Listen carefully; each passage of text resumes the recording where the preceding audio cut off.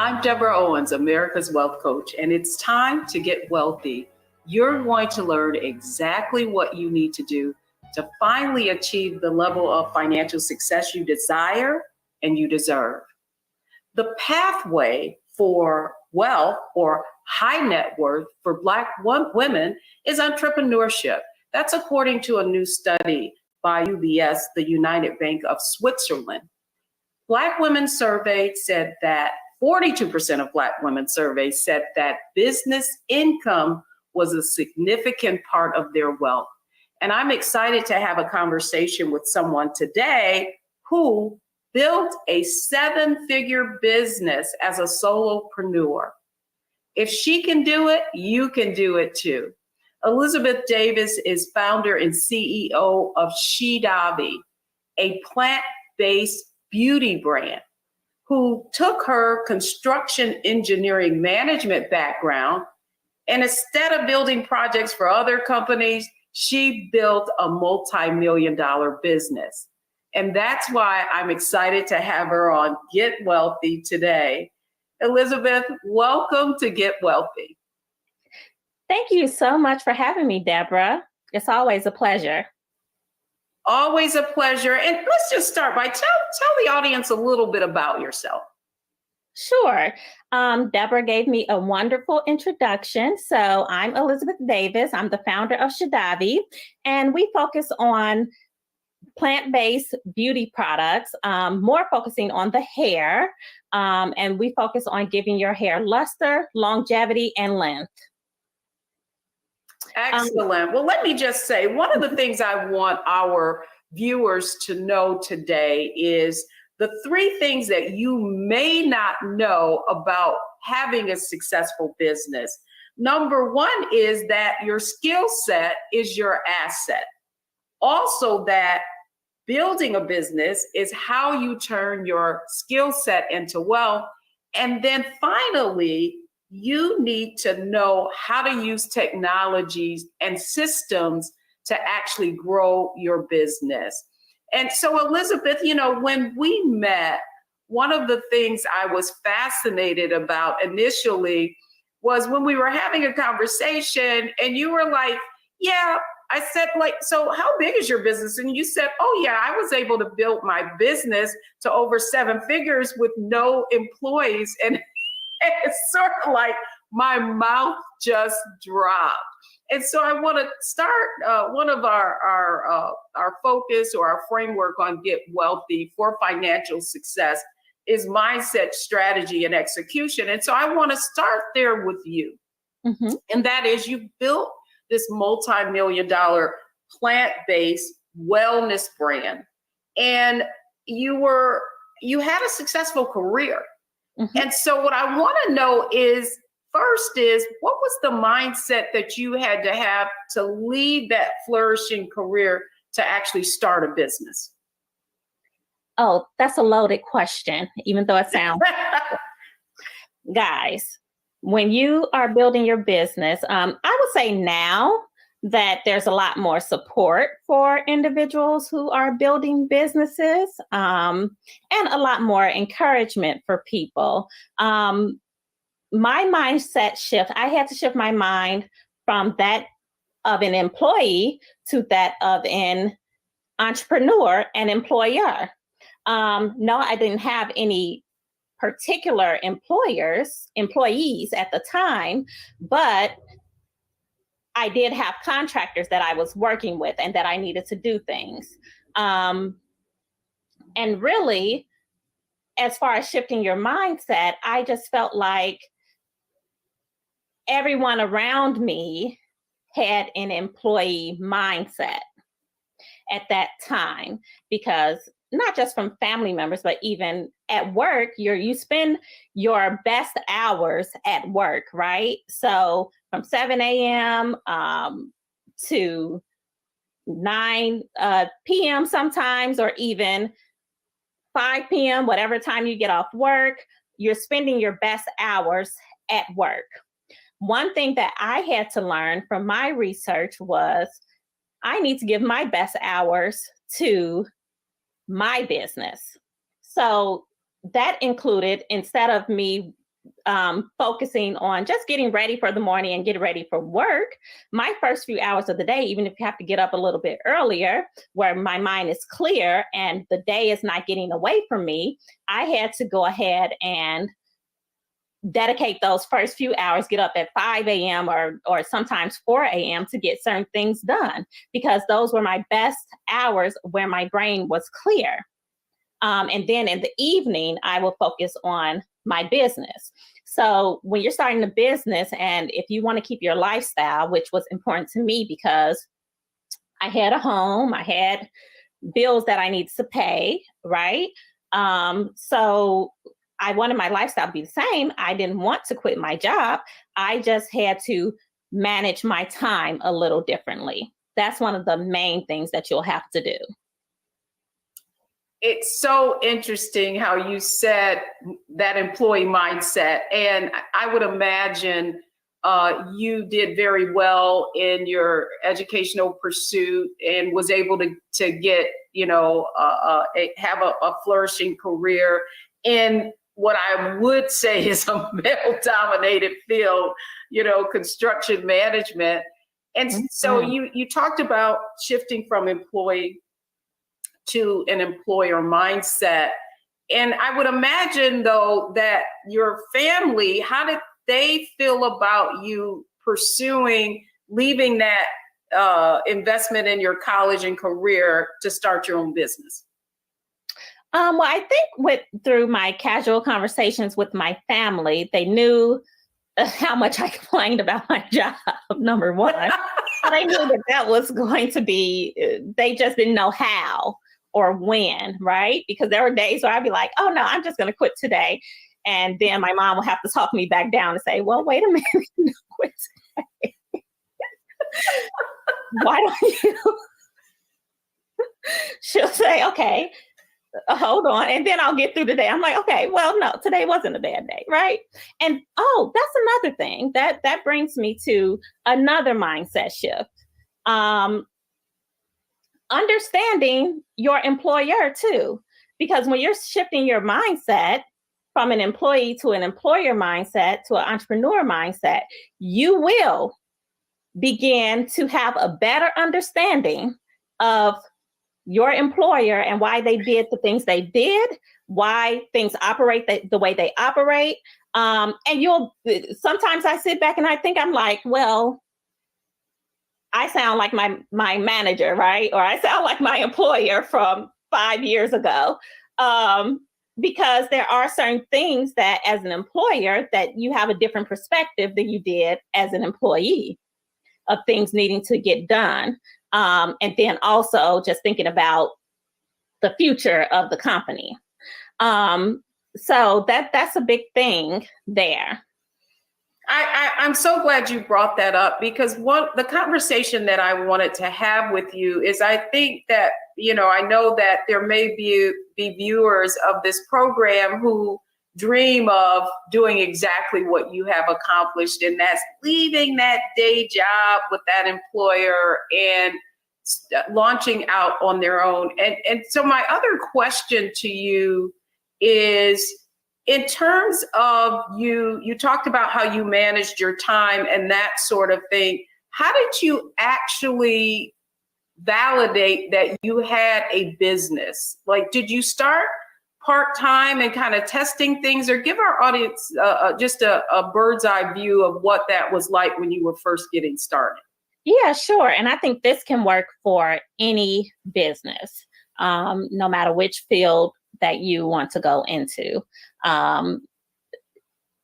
Is number one, is this something that you even desire yourself? Like a lot of companies like, oh, I have to have a focus group and spend all this money. No, you don't.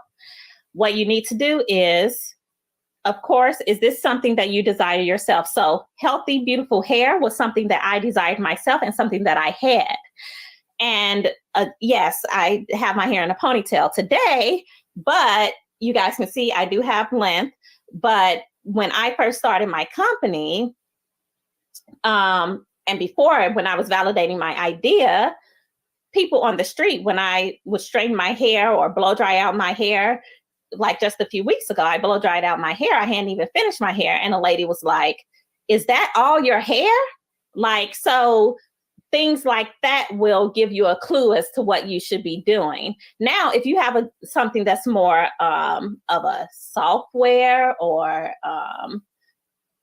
even a product or something that you want to start, is just even listening to conversation of, like, when you give suggestions to people or listen to people's problems, what you want to understand is, are you solving a problem that people have? And if you can get that understanding, then also say, you know, is this a problem that people have? Is this something that the world needs, or your particular audience needs? Is the audience size large enough? So that's something you could just do research on the internet to find out statistics and data on, is this an industry that's growing? And then also just talking to friends and family and people that support you and people that are honest with you too, on ideas and things like that, that you have. So that's how I validated my idea. And my focus group was simply a text message. What do you guys think about this name? Right? So I had a group of people, like 10 people, like friends and family, that I'm like, oh, what do you guys think about this name? What do you guys think about this logo? Do you like the black or the white? What do you guys think about these colors? Just things like that to get support from your immediate group, right? Then another thing you can do is just doing your research on the internet, reading books, listening to Audible books on historically things that have been done. Like, for example, a book that I just started listening to last night, excuse me, is called The 10 Habits of Rockefeller. Is some of the things in the book is kind of outdated because it was written in the 2000s, the early 2000s, but some of the things are still relevant now as to how you run in your business when you actually have employees, because that's more on where I am, is where you have employees. What's the next steps? But there's a lot of encouraging books out here that you can listen to. Like there's a book, this is perfect for you guys. And this is one of my favorite books. I listened to it more than once. Think and Grow Rich for Women. They also have one, Think and Grow Rich for Black people, and just the regular Think and Grow Rich. But the best one for me personally was the Think and Grow Rich for Women, especially since I was in a male-dominated industry at that time.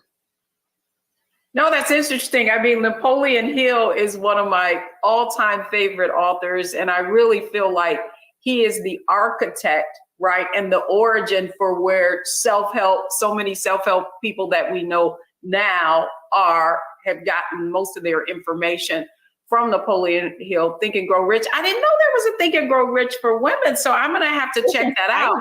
I love it. Yeah, so the other question I have for you, though, is how were you able to grow your revenues to 7 figures without having to have employees? I mean, did you have a mentor? Did you just use technology? Share with our audience how you were able to accomplish that. So guys, initially, things are really busy these days, and they're getting, busier and busier. So for me, I did not have a mentor. In the construction field, I had like a few mentors, but of course, all those people are, again, employees. Now you're looking for a new mentor. Give me 1 second here. Let me clear my throat. Okay, I'm back. So for me, I use experts as my mentor. Now think about that, guys. So using an expert as your mentor. So these books that have been written, these are people who have made millions and billions of dollars. So they're giving you information that is useful to your business, and now you just need to apply it.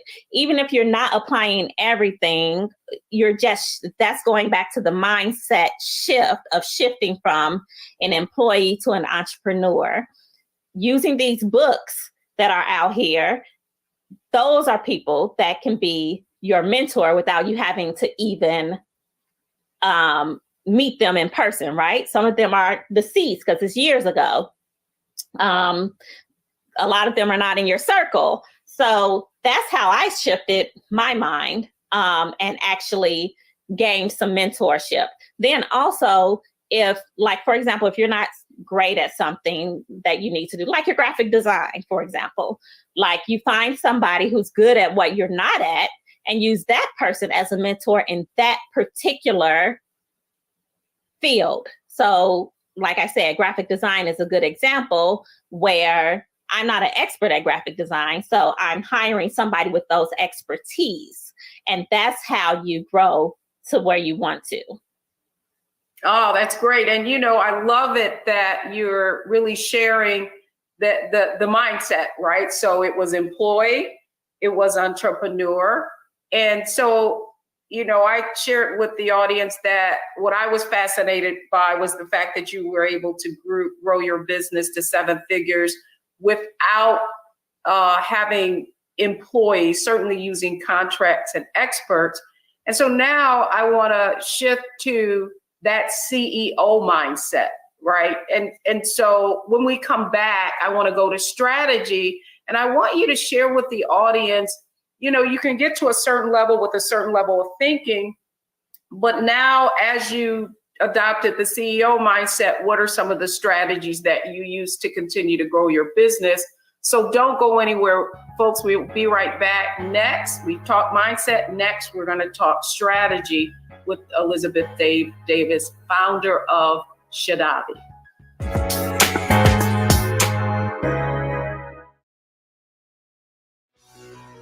Let's be honest, as successful women, we're crushing it. Maxed out 401k and Roth IRA? Check. Aggressive savings and investments? Check. Yet, the freedom our success was supposed to buy can leave us stuck on the 6-figure hamster wheel, watching retirement slip further down the road. There's another way. Get coaching courses and community at wealthyu.com.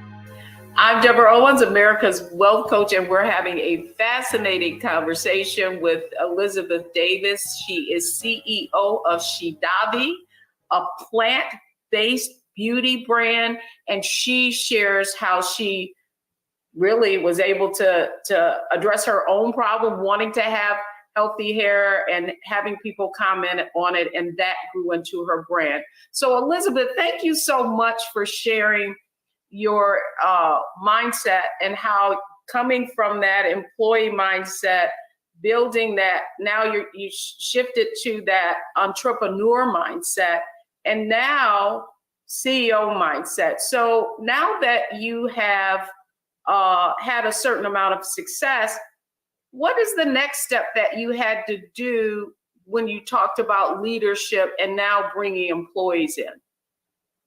Yeah, sure. So let's see, for example, there's been so many stages, but when sometimes the work gets to be like, it can't just be you, or it just can't be the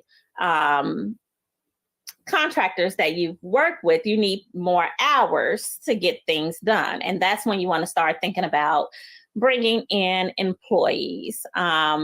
And so, for example, for my team, I've hired a product developer, I've hired a marketing manager, and, we're getting those people up and running. And so these are things that you just have to think about as you grow your business. Like, you probably can't always work with contractors. You'll have to go to the next level and start hiring employees. Because then, I guess the shift really is that you get to a point where you can't do everything, but even for you to run a very lean business, I'm interested in, as a strategy, what would you say to our audience about how technology has played a role in your being able to grow and be sort of lean in how you're doing it? Yeah, sure. So one thing that I think people should understand is that your current career, you're using that as a catalyst. And that's another thing with your mindset shift, is that this current job is going to fund my dreams, right? So if your next step in your dream is to be an entrepreneur, then that's what this job is here to do. Yes, it takes up a lot of your time. That's why we talked about the timing. And then we also have to think about, what can you take from your current career and apply to your business? So for example, for me, when you talk about lean business, that's an equivalent to lean construction.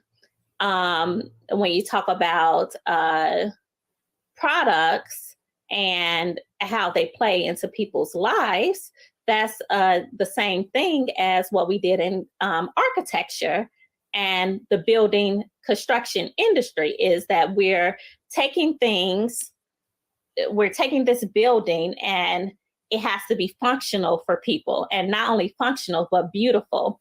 So that's something that I built into my products. I want them to be functional and beautiful and effective for people.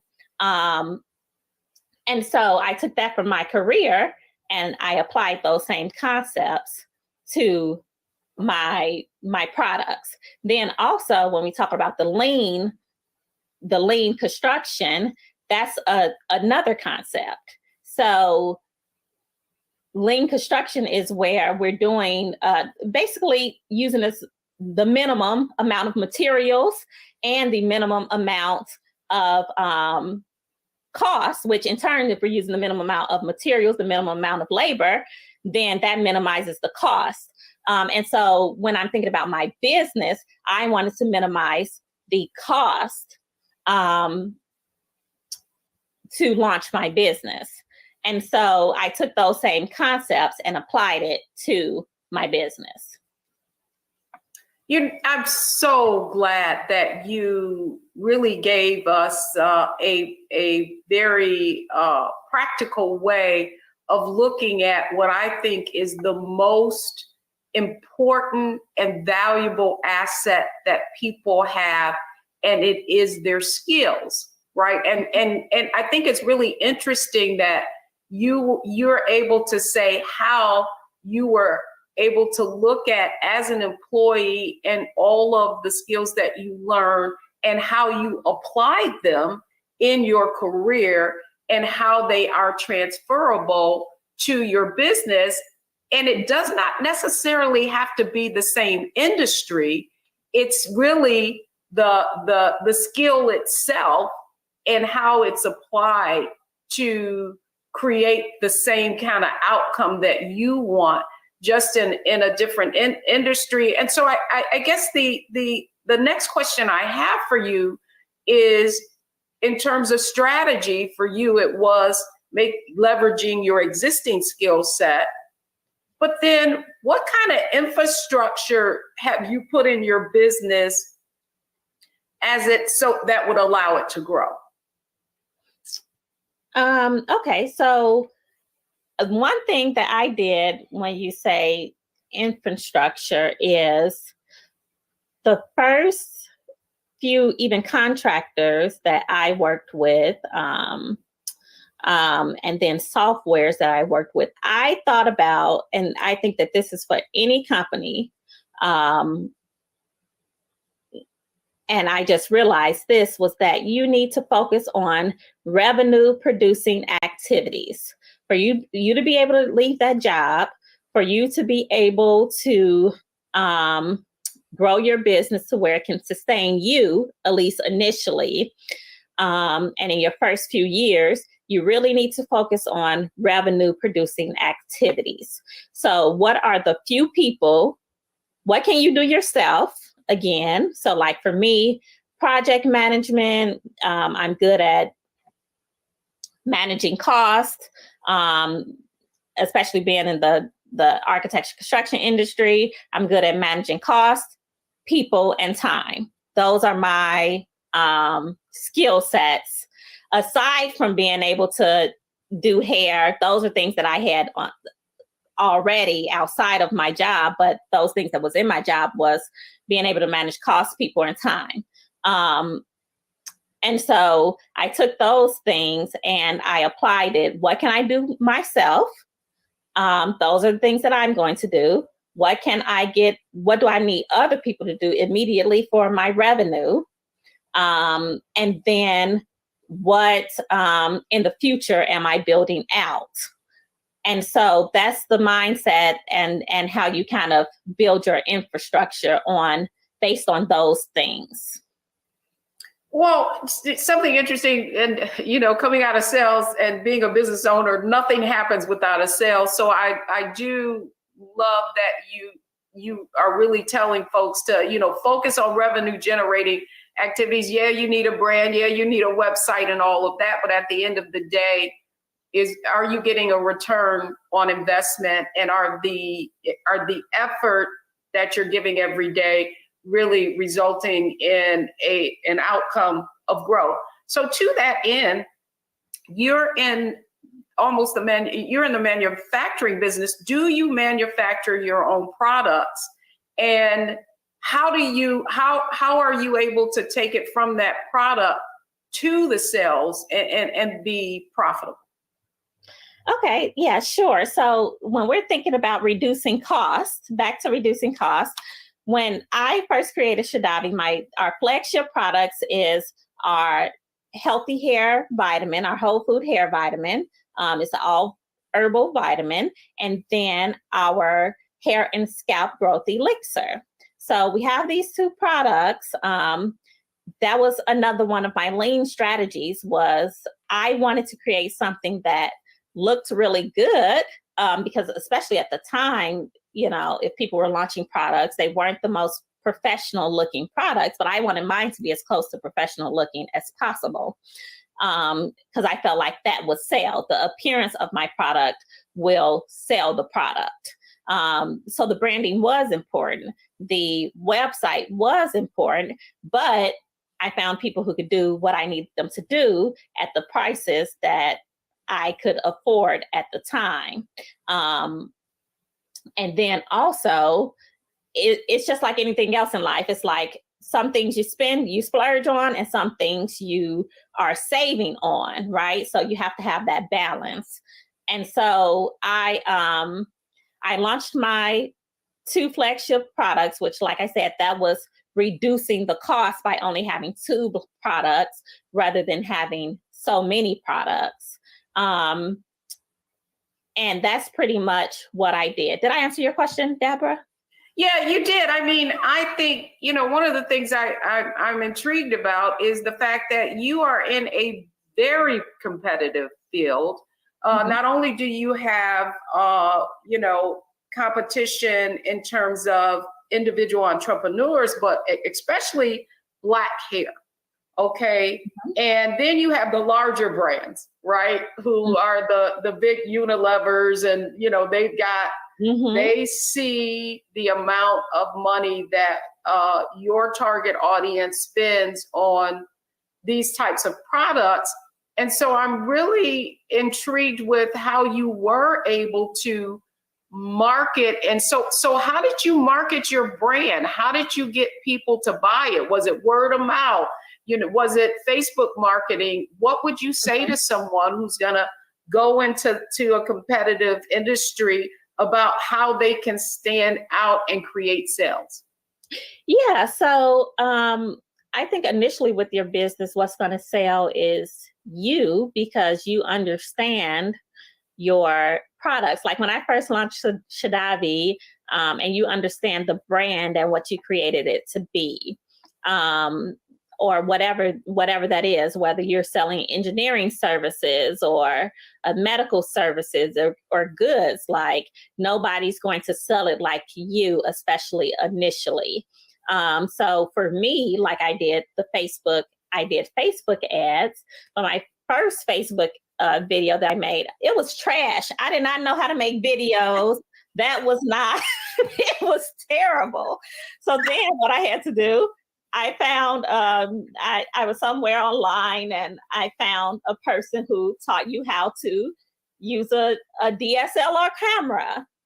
And so, yeah, camera phones are better now, but you guys know that 6 years ago, camera phones were not good, right? You can make a video now with your own phone, but that was not the case. So I had to buy one of those cameras, and then I bought the document where she explained step by step, and watched the videos where she explained step by step how to make a video. My next video was golden. So I had that video, and guys, I did not care to be on in any ads or on YouTube or anything like that, but you have to do what you have to do to sell your product initially, especially if you don't have the funds to pay people to make videos and things like that. You can do this yourself initially. And so you put your script together, and I put my video together, and then that's how we really broke out even more sales at that time, because the word was getting out, because social media was word of mouth. Now, I mean, it still is a little bit more competitive, like for example, on the Facebook marketplace, or if you have Google ads and things like that. So you probably do have to get someone to help you with those things. But again, decide what you can splurge on and decide what you can save on. Well, I do think that it's important for folks to know, if you're going to start a business, you look at someone having your sort of success and you wonder, wow, can I make that? Can I do that? Can I make that investment? I'm sitting in this office right now and I'm thinking about how I can transfer my skills to really create a business that I love and I dream, and I'm not waking up every morning, as you said, say, is this the last day? Am I going to put in my notice today? So I was really tickled by that, because boy, did that bring back memories. But I think the other point that you're making is you were the face of the product. And one of the other points that I wanted to make, or acknowledgments I wanted to make, is that you actually got featured in Oprah's magazine, and your product, the Elixir, was voted #1. And so I'm fascinated with how they found you, and also, did that really have an impact on your business? Yeah, sure. So we were featured in Oprah magazine online, and I did not know the writer beforehand or anything like that, but she just found us on Amazon. Our products were listed on Amazon, and that's how she found us. And the vitamin was actually voted #1. The Elixir was like number 5 or 6, maybe 7 on the list of oils. And so just by, again, like when you have your social media, if you're on Amazon, and just being different places online to be seen, is how sometimes you get included in lists and things like that you didn't have anything to do with. Now, that was one of my manifestations was, I want to be in Oprah magazine. And so we were online in the Oprah, in an Oprah article, which was great. So things happen when you dream about them and you manifest and you do different things. You don't even know it's coming, and it'll happen. And so what would you say, though, to someone who gets that kind of media, and how you leverage that? So did you use that as a way, once you got that kind of exposure, to leverage it in other places to really kind of validate that, hey, we're in Oprah magazine? Yeah. So like, for example, when you're in different places, you can have a press page on your website. You can send it out through your email list, or just share it on your social media, share it on your website, like we have it on our website, just to share this validation that people, other reputable companies are looking at your brand and believe in your brand. So that's just another form of validation. Yes, and it's social proof, if you will. So finally now, Elizabeth, when we come back, I really want to talk about execution and what you have done now to really, now that you've had your foundation, you started hiring employees, what have you done to now what do you have to do in order to accelerate your financial growth, particularly in this environment of, coming out of the pandemic? Well, I don't know if we're out of it yet, but right. All of this inflation that you're experiencing with products. So when we come back, we're going to talk to Elizabeth Davis, founder and CEO of Shadavi, about how she is faring and how she has to execute in what is a pretty volatile time as it relates to the economy.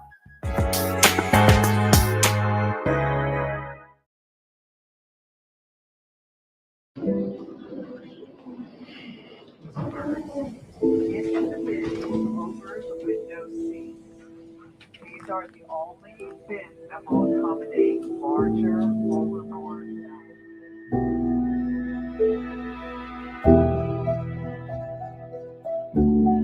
They put 10 in here? 10, and you don't come out till you die. And you eat every food 10. Oh my God.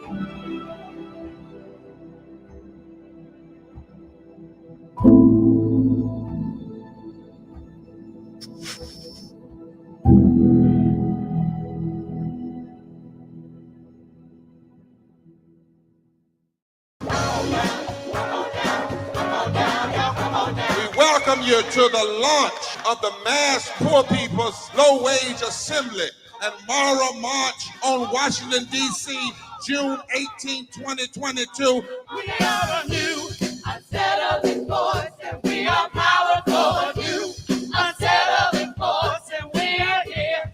We're rising up to demonstrate the compelling power that we, poor and low-income people, have to reconstruct society from the bottom up. And we need to do it with the loudest voices possible, the biggest actions possible. Because we know that there is no scarcity in this land. The only scarcity is the moral will to do what's right. Oh, Lord, just a little while longer. We are those with sub-minimum wage jobs who can't afford sky-high rent. People with disabilities are the fastest growing minority group. It's crazy to me that in 2021, it's still legal for workplaces to pay a sub-minimum wage to people with disabilities. There are still so much trial and tribulations that we go through as Indigenous people. We can't get a decent wage to sustain ourselves, nor can we get adequate housing. Veterans across this nation say enough is enough. We can't pat essential workers on the back on one day and then cut their health care the next day. Health is a political choice. What more do I need to do to prove that my voice is just as valuable as anyone else's? There are still forces in denial that would try to slow walk our transition to a clean economy and a just future for us all. We have an immoral system run by immoral people. But together we walk and we fight. It's time for a change. Reconstruyamos esta gran nación. See, we are people of resilience as we fight these interlocking injustices together. When we work together, mobilize together, and rise together, we become a voice for the voiceless and we become an agent of change in a time where great change is needed. We need the third reconstruction to ensure that deaf people, people with disabilities, and all people can have the right to live and to thrive. We know what they are doing, but the question is, what are we going to do? Reconstruction begins when we change our mentality and say it's time for you to get your foot off of my neck. Justice is coming soon.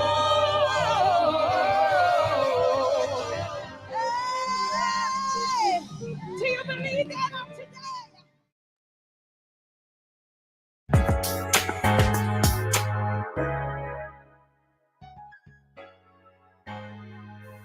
I'm Deborah Owens. I hope you are enjoying this conversation on Get Wealthy with Elizabeth Davis, CEO of Shidavi, a plant-based beauty brand who is really accelerating her financial growth. But like so many entrepreneurs, CEOs are now having to navigate their way in what is a pretty tumultuous time economically. And so, Elizabeth, we've talked mindset, and I just really want to just say how grateful I am for you explaining what it means to go from an employee to an employer, and that mindset that you have to have. And you know, the fact that you've really helped our folks to understand that they have skills already that they can use. They just have to surround themselves, make sure that they're getting other people. They stay in their lane, do what they do best, and then get other people to take over in areas that are needed. And now I want to talk about execution and just looking forward. You've been through the pandemic. How did that impact your business? Well, for me, the pandemic wasn't bad because it was actually good because we had more sales than expected because so many people were at home and everyone was working on their regimens at home, their regimens and their routines at home. So it was actually good for business. And the thing is that, like, for us, since I built my company, I've been working from home or working from wherever I was anyway. And so were the people that I worked with, because I had a full-time job. So that's how I had to do things. And I'm not saying that's how you guys have to do things now. If you want an office or if you have a certain type of services where people have to come to you in person, that's a different type of business, and you should do whatever it takes for that particular business. But for me at the time, it was not a big adjustment at all. I'm so glad you said that, because on Get Wealthy, we call that the wealth mindset, and that's turning problems into opportunities. And that's exactly what you've been able to do. So the fact that more people were at home and literally had to do their own hair was a benefit to you. Mm-hmm, it was. To your company. It was, yes.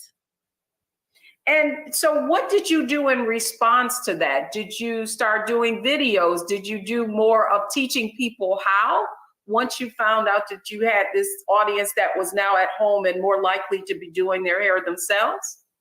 Yes, we were actually more engaged, live engagement online at the time, doing a lot more lives, doing a lot more, even we have lives on our website and things like that so that people can feel engaged in the brand.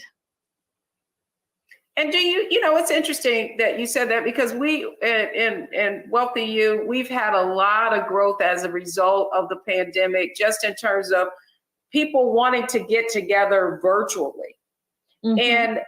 And you know, wanting that audience, wanting that interaction, because you couldn't have it, you know, in person, that this was one of the ways that you would have it online. And now you're having this online. So this is a great segue into another aspect of our show, and that's analyze, optimize, and maximize. And as you think about maybe someone watching this show and they're in business right now, and maybe they've hit a lull, and maybe they need to think about things a little differently, I'm interested in how you look at your business, especially because of your background and understanding how to manage cost and optimize different things. Talk to us about how you look at your business right now and some of the things that you may be considering taking advantage of in this current environment. Oh, I love that you brought up the word optimize and maximize, because really those are my words of the year for 2022. All right. Yes, because like when you've had a business for a certain amount of time, like we're over 5 years now, we're going into our 6th year. And so after a certain amount of time and with technology, things do become a little stale, or you have to keep updating things. So one thing that I'm doing is like the programs that we have now and the team is working on optimizing what we have. We're getting rid of things that are no longer serving the business. So any platforms, any additional costs, that's how you stay lean too. Every once in a while, you have to look at that and say, okay, we're going to turn this off. We're going to add this. And that way, so you can stay up to date too with your technology and with what you're doing in the business. And so we're optimizing a lot of things now. So that's our goal. We're in the analysis phase of some, and we're in the optimization phases of others. And then once we are able to do that, then we'll turn them up and maximize it, right? And so when you it's so interesting. That's exactly what I was thinking this morning. You know how you kind of have service creep now, where you've added this, this thing to do this calendar to do this thing to, help maximize something, and you forget about it. Mm-hmm. Or maybe you're using one service for one thing and another service for something else, and you don't think about that creep. And so lastly, I would say, because you're such an expert at controlling costs, what would you say to business owners about maybe a habit that they can adopt to really make, cost and managing and being efficient a priority in their business overall? So one thing that I was actually reminded of yesterday, and this is something that I definitely did in the beginning of my business for the first few years, and I'm getting back to doing now, is looking at every day. I was looking at my numbers rather than looking at them weekly or monthly. When you're first starting your business, my recommendation is to look at your numbers every day, because are they balancing out each day? If they're not balancing out for 3 days in a row, that means your week is going to be off. So when you say, and I love that, because it is really easy to look at top line, right? Like, here are my sales that are coming in. But I think what you're saying, well, are you saying that don't look at the top line every day, look at what's coming in and what's going out, and making sure that you're in the black, right, instead of the red? Is that what you mean by looking at your numbers? So what I mean is, you're looking at your top line. Okay, I brought in X, Y, and Z today, and I spent X, Y, and Z today. What's the difference? Yes. So and that's exactly the difference. So that's exactly what I'm saying. And that'll let you know how you're tracking.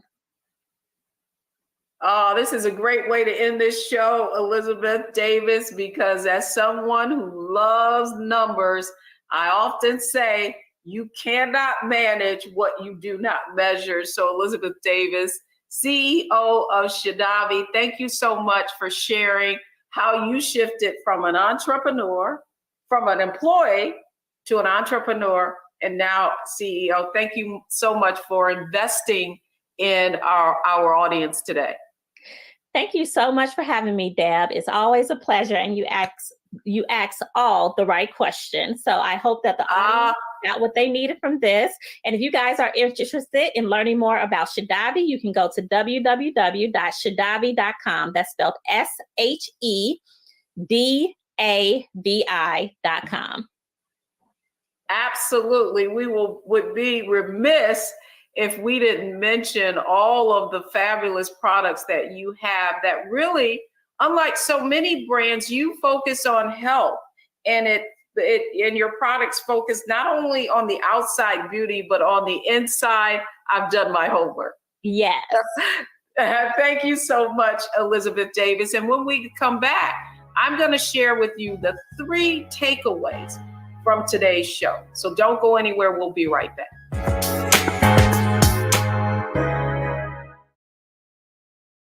Pull up a chair, take your seat. The Black Tape with me, Dr. Greg Carr, here on the Black Star Network. Every week, we'll take a deeper dive into the world we're living in. Join the conversation only on the Black Star Network.